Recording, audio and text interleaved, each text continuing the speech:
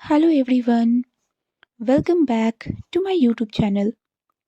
Friends, last part में हमने देखा था जहां जॉन लैंड इंजीनियरिंग कंपनी में इंटरव्यू देने का डिसाइड करता है, जिस पर जी उसे अपने बारे में बताती है कि क्यों उसने उस जॉब को छोड़ दिया था और वो उसे कुछ टिप्स भी देती है। इसके बाद जॉन ये कहता है कि वो फिर भी एक बार अपनी किस्मत आजमाना चाहता है। वो उस कंपनी में इंटरव्यू के लिए अप्लाई करेगा। ये कह के जॉन वहां से चला जाता है। अब चलिए उसके आगे की स्टोरी देखते हैं। जॉन अपना रिफ्लेक्शन मिरर में देखते हुए हंसता है क्योंकि जॉन ने एक ब्लैक बैगी पैंट्स पहने थे और एक लूज सी फुल स्लीव शर्ट जिस पे जॉन ने बड़े बड़े गॉगल्स लगाए थे। और जॉन अपनी एज से लगभग बहुत ही ज्यादा बड़ा दिख रहा था। वो ऐसा लग रहा था मानो अपने थर्टीज में है। जॉन अपने आप को मिरर में देखता है। देन उसकी नज़र उसके घड़ी पे जाती है जिसमें अभी काफ़ी समय था क्योंकि इंटरव्यू 9 बजे से था। इसलिए जॉन अपने डाइनिंग हॉल में आता है जहां उसके पेरेंट्स ब्रेकफास्ट करने के लिए बैठे थे। जॉन उन्हें देखकर कहता है, मॉम डैड, मैं कैसा लग रहा हूँ? इस पर उसके मॉम डैड एक नज़र जॉन को देखते हैं और एक नज़र एक दूसरे की तरफ देखते रह जाते हैं क्योंकि वो बहुत ही ज़्यादा स्टर्न थे। इस पर जॉन हंसते हुए कहता है, कम ऑन डैड, क्या मैं इतना बुरा दिख रहा हूँ? इस पर जियांग फैंगमियान कहते हैं, नहीं, तुम बुरे नहीं दिख रहे हो, बट तुम बहुत ही ज़्यादा ओल्ड फैशन दिख रहे हो और एजड भी।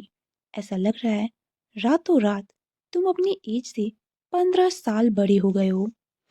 इस पर जॉन हंसने लगता है। तो फैंगमियान कहते हैं, पर जॉन, तुम्हें ऐसे जगह इंटरव्यू देना ही क्यों है जहाँ ऐसे ड्रेस पहनना है? इस पर जॉन कहता है, वेल, ये मेरी अपनी चॉइस है और अगर मैं सेलेक्ट हो गया तो फिर मैं ऐसे ही कपड़े में आपको दिखूंगा। इस पर जॉन के डैड कहते हैं, पर जॉन, तुम्हें ज़रूरत ही क्या है वहाँ जॉब करने की? हमारी खुद की गारमेंट्स की फैक्ट्री है, तुम उसमें जॉब कर सकते हो। इस पर जॉन कहता है, पर डैड। तभी जॉन की मॉम कहती है, उसे जो करना है उसे करने दो, वो अपने लिए सही डिसीजन ले सकता है। इस पर जॉन स्माइल करता है। उसके बाद जॉन ब्रेकफास्ट करके लैंड इंजीनियरिंग कंपनी के लिए निकल जाता है। जॉन एक अपार्टमेंट के सामने खड़ा था जहां 9th और 10th फ्लोर पे लैंड इंजीनियरिंग कंपनी थी। जॉन कंपनी में जाता है जहां रिसेप्शनिस्ट उसे एचआर रूम का रास्ता बताती है। जॉन यूजुअली तो लोगों का अटेंशन अपनी तरफ अट्रैक्ट करता है, बट आज उसके लुक्स की वजह से बिल्कुल इसके ऑपोजिट था। जॉन जैसे ही एचआर रूम में जाता है तो देखता है कि वो अकेला नहीं है जो इंटरव्यू देने आया है। वहाँ ऑलरेडी 4 वुमेन इंटरव्यू के लिए आई थी और उन सब की पर्सनालिटीज़ काफ़ी प्लीजिंग थी और वो सभी बहुत ही ज़्यादा अट्रैक्टिव तरीके से रेडी हुई थी। जब उनकी नज़रें जॉन पर जाती है तो वो उसे देखकर स्माइल करती हैं, मानो ये कह रही हो कि जॉन अपना टाइम बिल्कुल वेस्ट कर रहा है। यूजुअली जॉन वहाँ पे इकलौता मेल एप्लीकेंट था। अब जॉन और बाकी लड़कियां अपना एक रिटन टेस्ट देती हैं। उसके बाद उनका इंटरव्यू होता है जहां इंटरव्यू रूम से एक लड़की बाहर आते हुए काफ़ी स्माइल करते हुए अपने पास वाली लड़की से कहती है, यू नो, मिस्टर लैन बहुत ही हैंडसम है। ओ माय गॉड, अगर मुझे ये जॉब लगती है तो मैं बस उनके बारे में ही डे ड्रीमिंग करूंगी। ये कह के वो लड़कियां हंसने लगती हैं और अपने फिंगर्स क्रॉस करके बैठी थी। जॉन उनकी बातें सुन के आई रोल करते हुए कहता है, तो जी बिल्कुल सही कह रही थी। वैसे ये बहुत ही इंटरेस्टिंग है कि मिस्टर लैन अपनी सेक्रेटरी के लिए खुद इंटरव्यू ले रहे हैं। जॉन वहां बैठकर अपनी टर्न का वेट करता है, जहां फाइनली उसका नाम बुलाया जाता है। जॉन डोर पे नॉक करता है और अंदर जाता है, और जैसा कि उसने एक्सपेक्ट किया था कि वो बहुत ही ज़्यादा गुड लुकिंग होगा। सच में वो बहुत ही गुड लुकिंग था, बट उसने ये एक्सपेक्ट नहीं किया था कि वो इतने कैजुअली टेबल पर बैठा हुआ होगा। आई मीन ये इंटरव्यू के लिए कुछ ज़्यादा ही इनफॉर्मल है। ईबो जॉन की फाइल को हाथ में लेकर उसकी डिटेल्स को पढ़ने लगता है, जहां जॉन बस ईबो को देखे जा रहा था और उसकी तो नजरें ही नहीं हट रही थी। जॉन ईबो की हर एक फीचर को बहुत ही गौर से देख रहा था। उसकी स्किन काफ़ी फेयर थी, वो टॉल था, उसकी बॉडी काफ़ी मस्कुलर थी। जॉन उसकी बॉडी देख के कह सकता था कि ये इंसान अपना काफ़ी वक्त जिम में स्पेंड करता है। ईबो के आर्म्स, उसकी मसल्स, जॉन की तो नजरें ही नहीं हट रही थीं। जॉन बस ईबो को देखे जा रहा था। तभी जॉन अपने मन में सारे क्रेजी थॉट्स को साइड करते हुए सोचता है, नहीं, मुझे सिर्फ इंटरव्यू पे ध्यान देना है।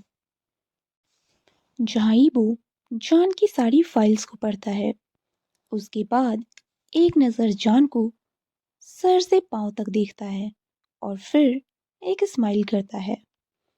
और जॉन को मानना पड़ेगा कि ईबो की स्माइल बहुत ही ज़्यादा लीथल है।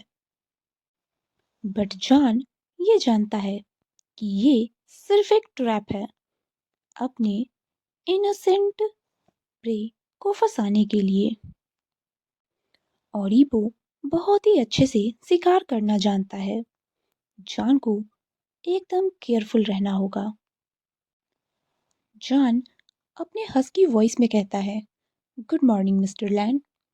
इस पर ईबो उसे गुड मॉर्निंग विश करके उसे अपने सामने चेयर पर बैठने के लिए कहता है, जहां जॉन को ईबो की आवाज़ बहुत ही ज़्यादा मैस्कुलिन लगती है और ये जॉन की वीकनेस है।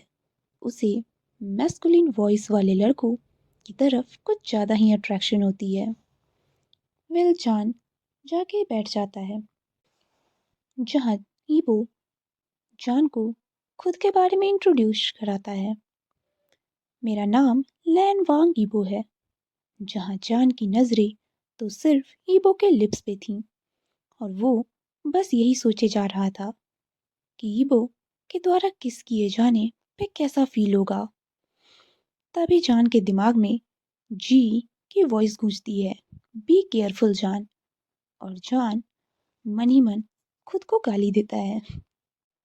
वो कैसे इस इंसान को लेकर इतना इतना फैंटिसाइज कर सकता है।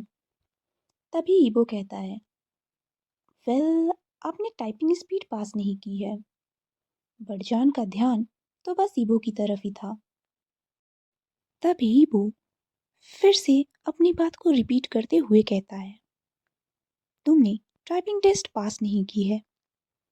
इस पर जॉन अपने ख्यालों से बाहर आते हुए ईबो की तरफ देखता है, जहाँ ईबो फाइल को कंटिन्यू पढ़ते हुए कहता है, लेकिन तुमने बाकी सभी टेस्ट में सबसे ज़्यादा स्कोर किए हैं। इस पर जॉन कुछ भी नहीं कहता। तब ईबो पूछता है, क्या तुम 28 ईयर्स के हो? आई मीन तुम अपने 30s में हो। और ईबो जॉन को घूरने लगता है, जिस पर जॉन नर्वस होने लगता है, क्योंकि उसने जानबूझकर अपनी एज 6 ईयर्स एक्स्ट्रा ऐड की थी। जॉन अभी 22 का है। इस पर फिर ईबो पूछता है, तो क्या आप ऑलरेडी किसी रिलेशनशिप में हैं?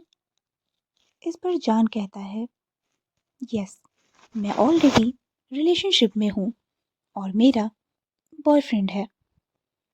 जॉन ने बॉयफ्रेंड की बात जानबूझ के मेंशन की थी। हालांकि ये एक झूठ है, उसका कोई बॉयफ्रेंड नहीं है। पर जॉन ने अपने प्रेफरेंस बताने के लिए इसे ईबो के सामने मेंशन किया था। इस पर ईबो कहता है, वेल, तुम पहले हो जिसने ये बात एडमिट किया है कि वो रिलेशनशिप में है, वरना अब तक जितने भी इंटरव्यू देने आई हैं उन सब ने यही कहा कि वो सिंगल है। ये सुन के जॉन को पता नहीं क्यों पर उसके फेस पे एक स्माइल आ जाती है, जिसे नोटिस कर ईबो पूछता है, आखिर जॉन स्माइल क्यों कर रहा है? क्या वो बताना चाहेगा? इस पर जॉन कुछ भी नहीं कहता। इस पर ईबो कहता है, तो तुम्हें भी ये फनी लग रहा है कि वो सभी लड़कियां अभी तक सिंगल हैं। इस पर जॉन कहता है, वेल, मुझे इस बारे में कैसे पता हो सकता है? उसके बाद ईबो उसका टेस्ट लेना स्टार्ट करता है। फिर ईबो पूछता है, तो क्या आप रिलेशनशिप में होने के बाद भी किसी और को इंटरटेन करने पे बिलीव करते हैं? इस पर जॉन कहता है, नहीं, मैं रिलेशनशिप में होते हुए किसी और को इंटरटेन बिल्कुल नहीं कर सकता और ना ही ये करना चाहिए। उसके बाद जॉन कहता है, लेकिन ये क्वेश्चन पर्सनल है और मुझे नहीं लगता कि इसका मेरे काम से कोई भी रिलेशन है। उसके बाद ईबो उससे और भी सवाल पूछता है और जॉन मन ही मन सोचता है, वेल, इसमें लड़कियों का भी कोई कसूर नहीं है कि वो ईबो के प्यार में पड़ जाती हैं। ईबो है ही इतना हैंडसम। अगर जी ने उसे वार्न नहीं किया होता तो वो भी अब तक बाकियों की तरह यहाँ बेवकूफ बन जाता। तभी ईबो पूछता है, तो मिस्टर साओ, आप कब से ज्वाइन करना चाहेंगे? ये सुनते ही जॉन अपनी आंखें ब्लिंक करते हुए पूछता है, तो क्या मैं सेलेक्ट हो गया? इस पर ईबो टीजिंग टोन में कहता है, यस सर, आप सेलेक्ट हो चुके हैं। और वो जॉन को उसकी सैलरी बताता है, जो कि काफ़ी डिसेंट अमाउंट था। उसके बाद ईबो कहता है कि अगर तुमने 6 मंथ की प्रोबेशनरी पीरियड को कंप्लीट कर लिया, देन तुम यहाँ के परमानेंट एम्प्लॉय बन जाओगे। ये सुनते ही जॉन बहुत ही हैप्पी हो जाता है। उसके बाद जॉन ईबो से हैंडशेक करता है, जहाँ जैसे ही जॉन ईबो को टच करता है, उसके तो मानो पूरे शरीर में करंट ही दौड़ उठी हो। उसके बाद जॉन वहां से वो करके चला जाता है। जॉन के काम के पहले वीक में जॉन ने पूरी कोशिश की थी कि वो जितना हो सके उतना प्रोफेशनल ही रहे। हालांकि स्टार्टिंग में ईबो ने उसे चेक करने के लिए कभी उसे मील ऑफर किया तो कभी उसे डिनर और कभी उसे घर जाने के लिए राइड भी ऑफर की। बट जॉन हर बार ईबो को पोलाइटली मना कर देता था। जहाँ एक बार ईबो ने जॉन को राइड ऑफर की थी क्योंकि वो ऑफिस में काम करते हुए काफ़ी लेट हो चुका था, जिस पर जॉन ने पोलाइटली उसे मना कर दिया था, ये कहते हुए कि उसका बॉयफ्रेंड आने वाला है। हालांकि जॉन ने झूठ कहा था, एक्चुअली उसके डैड आने वाले थे। इस पर ईबो कहता है कि जॉन हमेशा इतना स्टिफ और कोल्ड क्यों रहता है? इस पे जॉन कहता है, वो बस प्रोफेशनल रहता है। इस पर ईबो इरिटेट होता है और कहता है, वेल, मुझे लगता है कि तुम्हारा बॉयफ्रेंड काफ़ी जेलस टाइप है। इस पर जॉन कहता है, और आपको ऐसा क्यों लगता है? इस पर ईबो कहता है, वेल, क्या वो कभी तुम्हें इस ओल्ड फैशन क्लॉथ्स के लिए कुछ कहता नहीं है? या फिर वही तुम्हें इस स्टाइल के लिए इनकरेज करता है? मुझे तो वो काफ़ी जेलस टाइप पर्सन लगता है। इस बात पर जॉन चकल करता है और मन में सोचता है कि उसे 5 मंथ हो चुके हैं यहाँ पे काम करते हुए, लेकिन ईबो अभी भी उसे टेस्ट कर रहा है। वो अभी तक अपनी पास्ट सेक्रेटरीज की तरह ही उसे टीज करता है। जॉन साई करता है और अपना बैग लेकर वहां से चला जाता है। अब ईबो अपने कमरे में इधर उधर घूमते हुए वो विंडो के पास जाता है और वो पार्किंग स्पेस की तरफ देखने लगता है। हालांकि वो जगह वहां से काफी दूर थी, पर फिर भी वो देखने की कोशिश करता है, क्या वाकई जॉन का बॉयफ्रेंड वहां पे है? क्या उसके पास कोई कार है? ईबो शुरू शुरू में सच में जॉन को टेस्ट करता था, लेकिन बाद में ईबो जेन्युइनली जॉन को हेल्प ऑफर करता था। लेकिन ईबो को ये समझ नहीं आता कि आखिर जॉन को उससे प्रॉब्लम क्या है। वो हर बार उसे डिक्लाइन कर देता है। हालांकि जॉन एक बहुत ही अच्छा सेक्रेटरी है। जॉन के काम में उसे कोई भी फॉल्ट नहीं नजर आता। यहाँ तक कि ईबो का अकाउंटेंट यूबिन भी जॉन को कॉम्प्लीमेंट देता है। जॉन अपने काम में बहुत ही परफेक्ट है। वो इस वक्त सच में जॉन के लिए वरिड था कि इतनी रात हो गई है और जॉन को इस वक्त टैक्सी मिलेगी या नहीं। तभी वो फिर से जॉन के उस बॉयफ्रेंड के बारे में सोचने लगता है। क्या वाकई में जॉन उसे इतना प्यार करता है? क्या वो जेलस टाइप है? क्या वही जॉन को इस तरह ओल्ड फैशन रहने के लिए कहता होगा? तभी वो मन में खुद को ही स्लैप करते हुए कहता है, आखिर वो क्यों इतना सोच रहा है जॉन के बारे में? ये वो लड़कों में तो नहीं है इंटरेस्टेड।